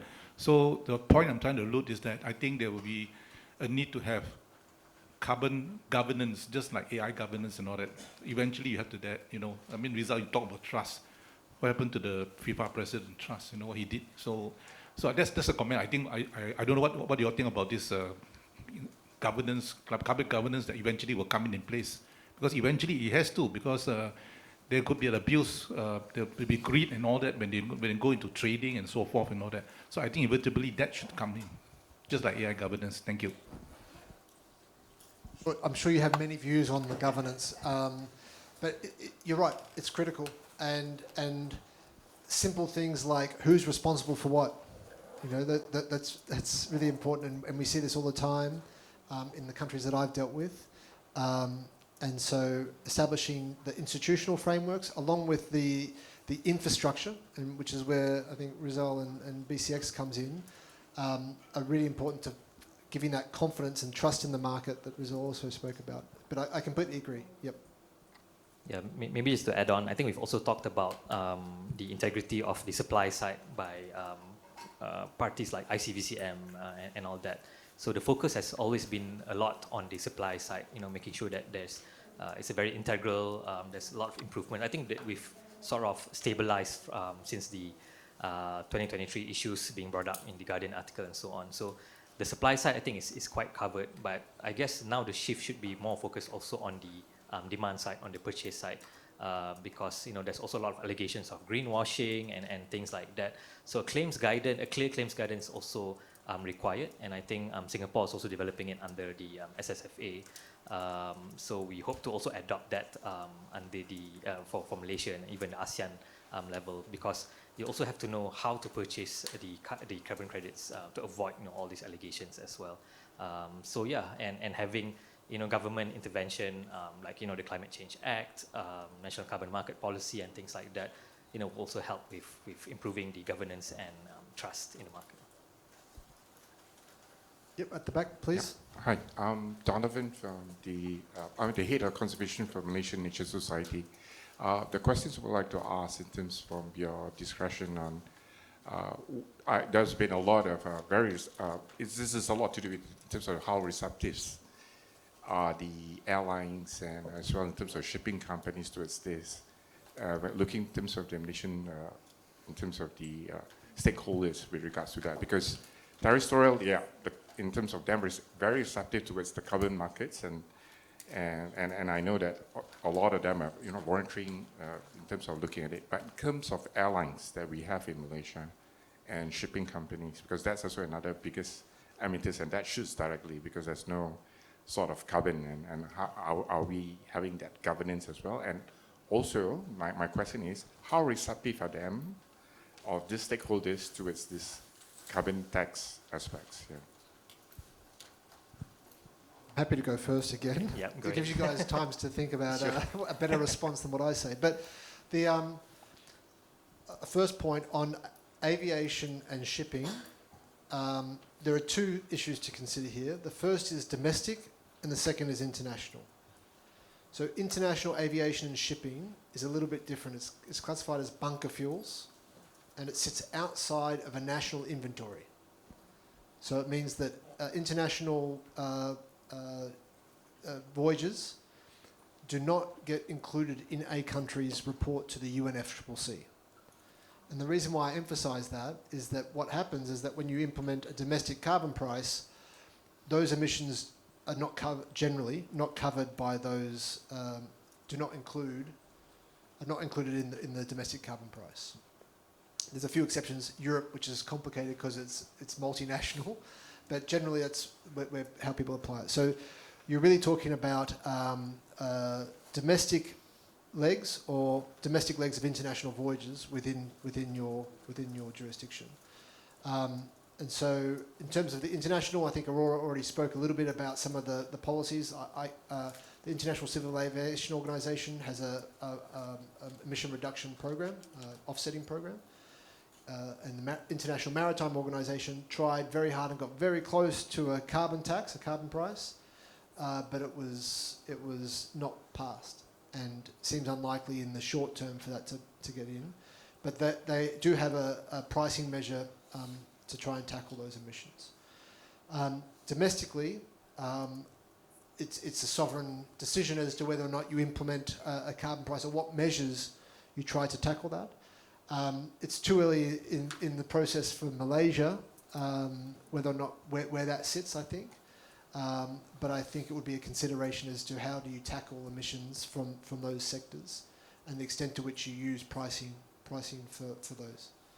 I don't know if any additions? Yeah, maybe just to add on the aviation side. So yeah, like what you mentioned and also what Aurora mentioned, the Corsia scheme for the aviation sector will kick into the mandatory phase from next year onwards. And airlines have a compulsion to purchase these types of credits. And for it to be Corsia eligible, it has to receive a letter of authorization from the host country.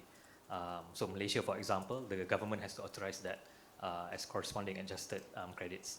And the biggest issue with most governments is that if they were to surrender these credits to the airlines, then the country would lose its capabilities to reduce their emissions. So a lot of governments, I guess, Malaysia included, Thailand, Indonesia, and so on, a bit, hesitant on providing this kind of LOAs to the carbon projects. But that being said, I guess that's also why one of the reasons that the aviation sector is not able to get these credits, because there's not enough Corsia credits in the market. There's just so much demand compared to the supply. So it's the reverse of the voluntary market, right? Like there's so much supply, there's not enough people buying. But for the aviation sector, for Corsia in particular, there's just not enough supply.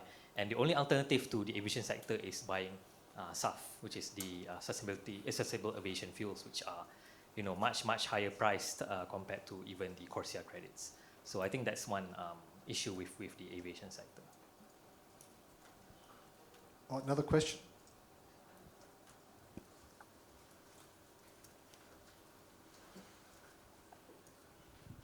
I'd like to make a reference to the gentleman who mentioned about the concern regarding abuse. Yeah, since Malaysia's market is rather new compared to the European, could you share with us what are some of the maybe top 3 abuses that has been discovered internationally, and what are the abuses that Malaysia will take into consideration in order that this does not happen here? Thank you. Well, I think Joe will have better view on the international market. I only know one particular project, which is the Cambodia project, which has a specific issue initially, but was cleared after that. So maybe I'll talk about that first. So when we auctioned when we had the first auction, we auctioned the Southern Cardamom project, which was based in Cambodia. So the project was all well and good. We did our due diligence, everything was clear. There were no issues with the project. But unfortunately, a few months after the project was auctioned on our platform, the project had allegations of human rights issues. So what happened was Vera was alerted, the standard was alerted, and they stopped the project from generating more credits. So they went on with I think 1-year investigation or something, can't remember. So the project was stopped. But the problem with that is that even though it was just an allegation, the project prices started to drop immediately. I think just after a few months, we auctioned at 68 ringgit per ton, and then it dropped to 32 ringgit within a few months. And by the end of the year, it was like really super low price. But after Vera cleared their investigation, saying that there was no wrongdoing, everything is okay, you can start generating your credits again, it was a bit too late. Now prices are at about less than $1 per ton for that particular credit.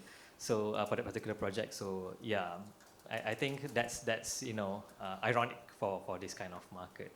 I guess for Malaysian side, for Bursa, what we are doing is that, number one, we do KYC for all the market participants. Although on the downside is that we are challenged with getting more participants because the process is a bit tedious, so people would like to get on board faster. But if you allow them to just get on board without doing any checks, then you may get some issues along the way.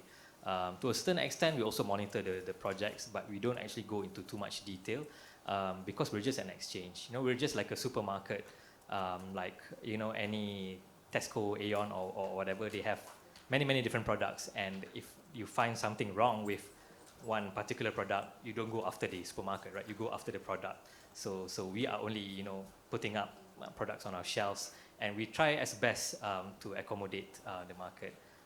But that's as much as we can do for now. Thank you. Yep. And the only compliment I would say, I like your supermarket reference, because I think that they're not responsible for the products, but they can assess which products they put on their shelf. And I think that you've already started to see that.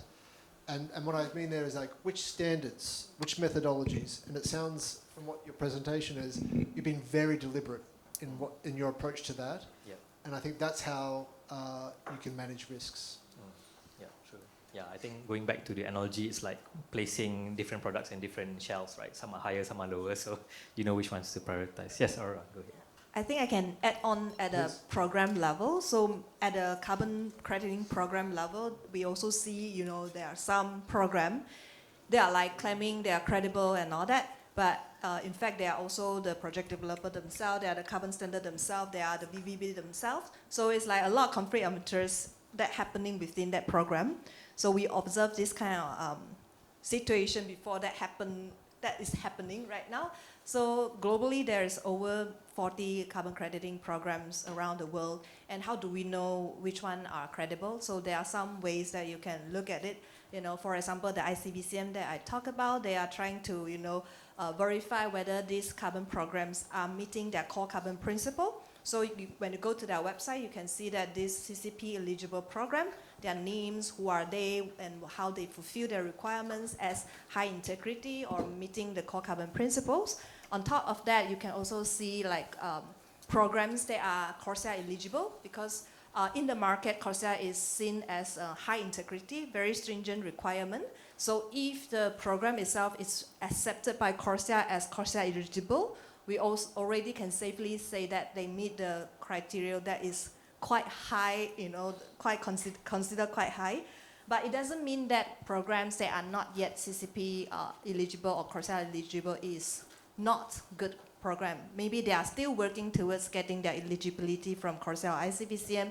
So I guess there's a lot of work that can be done or needs to be done by the buyers. So I think exchanges like Bursa Carbon Exchange or even like Hanoi Carbon Exchange, they are also trying to work on their eligibility list that they can allow to trade, because not all the carbon credits can be traded, especially on the domestic compliance mechanism.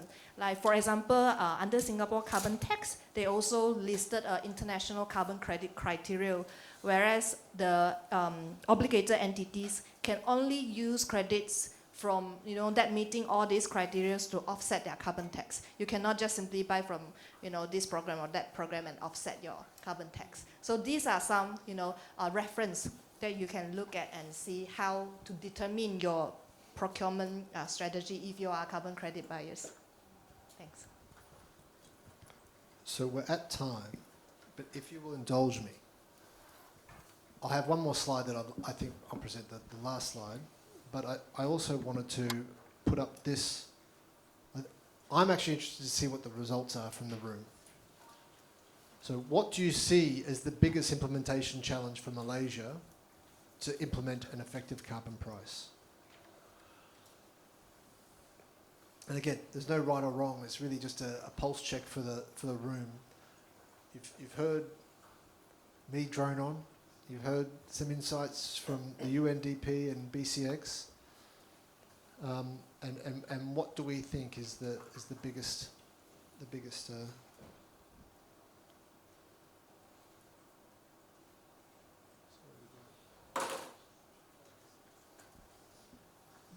Institutional capacity. Business readiness. Now this is good.